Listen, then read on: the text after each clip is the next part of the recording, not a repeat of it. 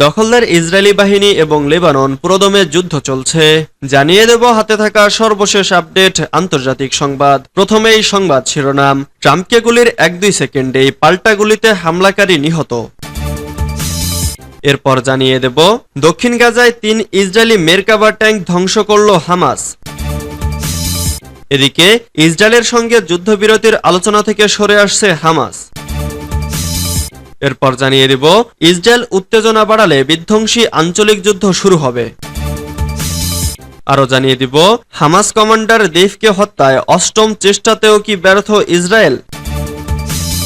সর্বশেষ জানিয়ে দিব সহিংসতা কখনোই রাজনীতির অংশ হতে পারে না বলেছেন ইসরায়েলের পররাষ্ট্রমন্ত্রী। এতক্ষণ শুনছিলেন সংবাদ শিরোনাম, এবারে বিস্তারিত। তবে অনুরোধ থাকবে ভিডিওটিতে একটি লাইক করবেন এবং কমেন্ট করে জানিয়ে দিবেন দখলদার ইসরায়েলি বাহিনী খুব শীঘ্রই ধ্বংস হতে চলেছে। এ সম্পর্কে আপনার মন্তব্য কি? ট্রাম্পকে গুলির 1-2 সেকেন্ডেই পাল্টা গুলিতে হামলাকারী নিহত। সাবেক মার্কিন প্রেসিডেন্ট ডোনাল্ড ট্রাম্পকে গুলি করার 1-2 সেকেন্ডের মধ্যেই পাল্টা গুলিতে নিহত হয়েছে হামলাকারী। মাইকেল ডিফ্রিসিয়া নামের একজনের ক্যামেরায় এই মুহূর্তটি ধরা পড়ে। মার্কিন ট্যাবলয়েড TMZ এই ভিডিওটি প্রকাশ করেছে। সেখানে দেখা গেছে সোনালী চুল, খাকি প্যান্ট পরা বন্দুকধারী প্রথমে গুলি করার জন্য অবস্থান নিচ্ছেন। এরপরে তিনি ট্রিগার চাপ দেন। তিনি যেই গুলি ছোড়েন সাথে সাথেই তার দিকে পাল্টা গুলি ছোড়েন সিক্রেট সার্ভিসের একজন স্নাইপার। এতে সাথে সাথেই হামলাকারীর মৃত্যু হয়। আলাদা একটি ভিডিওতে স্নাইপারকে গুলি করতে দেখা যায়। সেখানে দেখা গেছে কানে গুলি লাগার পর ট্রাম্প মাটিতে লুটিয়ে পড়ার আগেই বন্দুকধারীকে লক্ষ্য করে তিনি কয়েক রাউন্ড গুলি ছোড়েন। যখন গোলাগুলি শুরু হয় তখন ট্রাম্পের নির্বাচনী প্রচারণাতে উপস্থিত মানুষের মধ্যে আতঙ্ক ছড়িয়ে পড়ে। তারা তখন ছোটাছুটি করা শুরু করেন। দক্ষিণ গাজায় 3 ইসরায়েলি মেরকাভা ট্যাঙ্ক ধ্বংস করল হামাস। দক্ষিণ গাজায় 3টি ইসরায়েলি মেরকাভা ট্যাঙ্ক ধ্বংস করেছে ফিলিস্তিনি প্রতিরোধ আন্দোলন হামাস। শনিবার 13 জুলাই দলটির সামরিক শাখা আল কাসাম ব্রিগেড এক বিবৃতিতে এই তথ্য জানিয়েছে।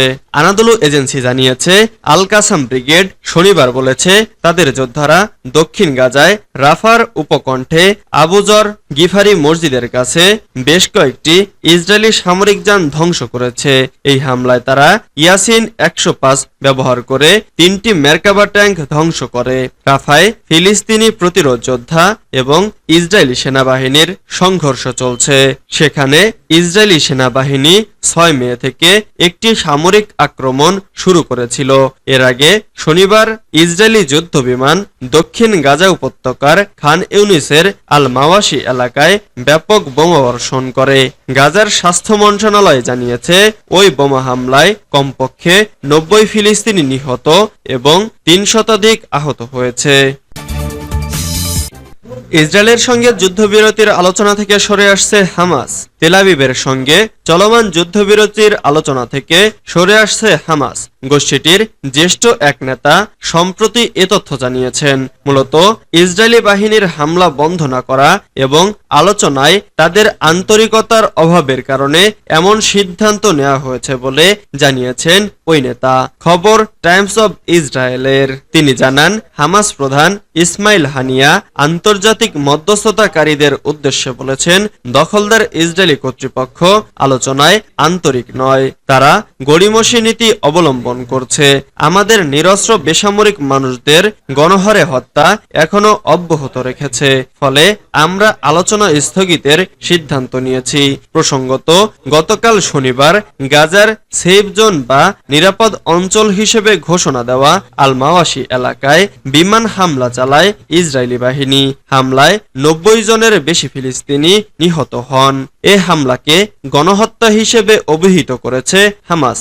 ইসরায়েলি কর্মকর্তাদের দাবি হামাসের সামরিক শাখার প্রধান মোহাম্মদ দেইফকে লক্ষ্য করে আল মাওয়াশির উন্মুক্ত এলাকায় হামলা চালানো হয়েছে।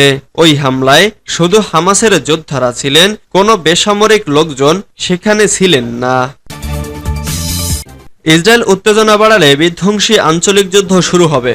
লেবাননের পররাষ্ট্রমন্ত্রী আব্দুল্লাহ বাউহাবিব হুঁশিয়ারি উচ্চারণ করে বলেছেন ইহুদিবাদী ইসরায়েল যদি উত্তেজনা বাড়ায় তাহলে বিধ্বংসী আঞ্চলিক যুদ্ধ শুরু হবে। ইহুদিবাদী ইসরায়েল লেবাননের বিরুদ্ধে সর্বাত্মক যুদ্ধের হুমকি দেওয়ার পর এই হুঁশিয়ারি উচ্চারণ করলেন লেবাননের পররাষ্ট্রমন্ত্রী। তিনি বলেন, যদি যুদ্ধ শুরু হয় তাহলে তা শুধুমাত্র লেবানন এবং ইসরায়েলের জন্য ধ্বংসাত্মক হবে না, বরং তা প্রতিবেশী জর্দান ও সিরিয়ার জন্য ধ্বংসাত্মক যুদ্ধ হিসেবে পরিগণিত হবে। ওয়াশিংটনে সফরকালে আল মনিটর নিউজ ওয়েবসাইটকে দেয়া একান্ত সাক্ষাৎকারে লেবাননের পররাষ্ট্রমন্ত্রী এসব কথা বলেন। তিনি বলেন, এই যুদ্ধ হবে ভয়াবহ। সংলাপ এবং শান্ত থাকার ওপর গুরুত্বারোপ করে তিনি বলেন, দক্ষিণ লেবাননের শান্তি ও নিরাপত্তা জাতিসংঘে পাশ হওয়া 1701 নম্বর প্রস্তাবের পরিপূর্ণ বাস্তবায়নের ওপর নির্ভর করছে। বাউহাবিব সুস্পষ্ট করে বলেন, যদি লেবাননের ওপর ইসরায়েল আগ্রাসন শুরু করে তাহলে তা আঞ্চলিক যুদ্ধের কারণ হবে এবং সেই যুদ্ধে বাইরের পক্ষগুলো জড়িয়ে যাবে। ফলে সব পক্ষের জন্য এই মুহূর্তে সংলাপ ও শান্তিপূর্ণ সমাধানের ওপর গুরুত্ব দেওয়া উচিত। হামাস কমান্ডার দেইফকে হত্যায় অষ্টম চেষ্টাতেও কি ব্যর্থ ইসরায়েল? ফিলিস্তিনি সশস্ত্র গোষ্ঠী হামাসের শীর্ষস্থানীয় সামরিক কমান্ডার মোহাম্মদ দেইফকে হত্যার জন্য গাজার খান ইউনিসে ভয়াবহ হত্যাযজ্ঞ চালিয়েছে ইসরায়েলি সেনাবাহিনী।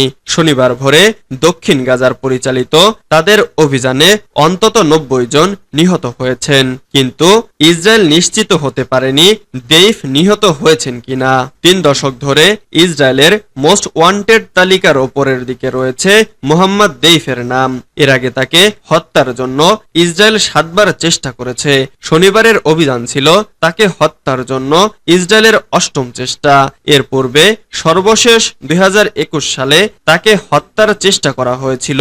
7 অক্টোবর দক্ষিণ ইসরায়েলে হামলার একজন মাস্টারমাইন্ড হিসেবে তাকে মনে করা হয়। তার বিরুদ্ধে আত্মঘাতী বোমা হামলায় কয়েক ডজন ইসরায়েলিকে হত্যার অভিযোগ এনেছে। অভিযানের পর ইসরায়েলের প্রধানমন্ত্রী বেনিয়ামিন নেতানিয়াহু বলেছেন, দেইফ নিহত হয়েছেন কিনা তা নিশ্চিত নয়। তিনি বলেছেন, অপর এক হামাস কমান্ডার নিহত হয়েছেন। হামাস নেতৃত্বকে নির্মূলের অঙ্গীকার পুনর্ব্যক্ত করেছেন তিনি। তার দাবি, সামরিক চাপ আলোচনার টেবিলে জিম্মি মুক্তির সমঝোতার সুযোগ বাড়াবে। সহিংসতা কখনোই রাজনীতির অংশ হতে পারে না বলেছেন ইসরায়েলের পররাষ্ট্রমন্ত্রী। নির্বাচনী প্রচারণায় হামলার শিকার হয়েছেন সাবেক মার্কিন প্রেসিডেন্ট ডোনাল্ড ট্রাম্প। পেনসিলভানিয়া অঙ্গরাজ্যের বাটলারে এক নির্বাচনী সভায় বক্তৃতা দেওয়ার সময় তার উপর হামলা চালানো হয়। গুলিতে ট্রাম্পের ডান কান ফুটো হয়ে গেছে এবং অনেক রক্ত ঝরেছে, তবে বড় ধরনের কোনো ক্ষতি হয়নি, খবর আল জাজিরার। এদিকে ট্রাম্পের ওপর হামলার ঘটনার নিন্দা জানিয়ে সামাজিক যোগাযোগ